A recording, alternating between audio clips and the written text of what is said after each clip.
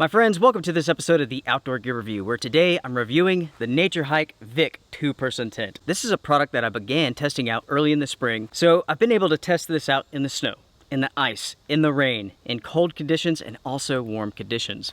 And I'm at the point now where I could share my thoughts and my opinions about this tent. As a whole, this tent is very interesting. It is extremely waterproof, snowproof, iceproof, rainproof. But that quality alone doesn't make for a good shelter. This tent has some serious problems when it comes to airflow and condensation. This, as far as condensation goes, is one of the worst tents I've ever tested out. Anytime that I have to seal this tent up, anytime that I limit airflow, the amount of condensation that forms inside of this tent is simply unreal. It's so bad, in fact, that it might as well just be raining inside of the tent. That much water forms in there. There's some serious problems with this tent. In this episode, we're going over the pros and cons and stats. Speaking of stats, let's go ahead and start with those. With the Vik 2-person tent, this is a 4-season shelter according to NatureHike. It has 2 doors. It is freestanding. For the most part, you do have to stake out the doors to have some tension there. There are 3 versions of this tent. There's a 1-person, a 2-person, this is a 2-person here, and there's a 1-person with a snow skirt. This is available in one color, white. For some reason, NatureHike says this is gray. It's not gray, it's white. Included with your purchase of this tent, you have the fly, the body, the ground sheet. It comes with 11 stakes and 3 tie-off ropes. Now let's go over the materials of this tent. So the fly is a 15 denier nylon, and it features a 2000 millimeter hydrostatic head rating. The body is a 20D nylon, and the floor features a 4000 millimeter rating. The mesh is polyester, the poles are aluminum, the stakes are aluminum, and the zippers are YKK. The weight of the tent with the ground sheet is 3 pounds 8 ounces. The weight of the tent by itself, with nothing but the poles and the stakes, that is 3 pounds 1 ounce. Now let's go over the measurements. When it's stored, you're looking at 18 by 6 inches, but it can be made smaller with compression. When the tent is all set up, it is 48 inches wide. It is 36 inches tall, and it is 79 inches long. My recommendation is that this tent is good for people around 6 foot and lower. Any taller than that, and you will be touching the walls. Before moving on to the review, let's go over the price. The price of this tent is $189. Now folks, let's talk about the good things, the positive aspects to this tent. The first pro on my list is weight. For a 2-person tent, this is not bad. Right at 3 pounds for the tent, the poles, and the stakes. That's not bad, especially when you consider just how big this tent is. It's rather wide, it has a good height. The materials, as I mentioned before, are good. I mean, you have the nylon, the YKK zippers, the aluminum poles and stakes. The quality of the materials is excellent. The setup process for this tent is very easy. You could do this in roughly 5 minutes, maybe even less. The form factor when it's stored is excellent. It doesn't take up much space inside of your backpack. And it can be completely freestanding if you're not staking out the doors. The vestibule size is adequate for a backpack and shoes. And again, there are 2 vestibules, 2 doors, that's a pro. And the biggest pro for this tent is that it is waterproof. I mean, I've taken this tent out into some knockdown storms, and it has never leaked, not once. I mean, heavy rain for hours and hours at a time, no leaking. That's impressive. I've been in storms with this tent where there's a river of water around my tent. It's raining that hard, and yet no leaking at all. Holy crap.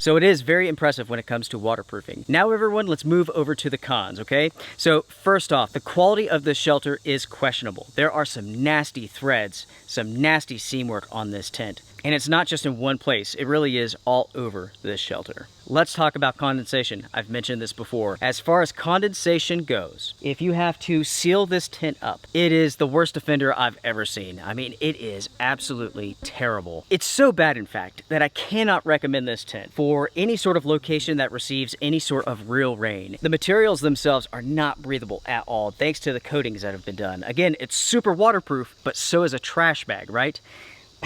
That's a great way to describe this.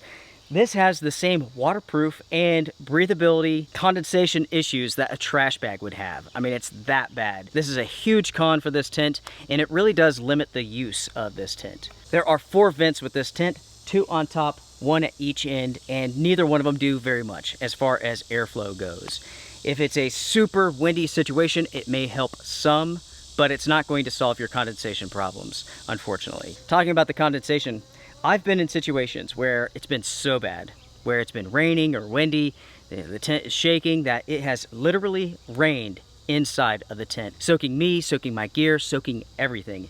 It really is that bad. I cannot understate just how bad the condensation is with this tent.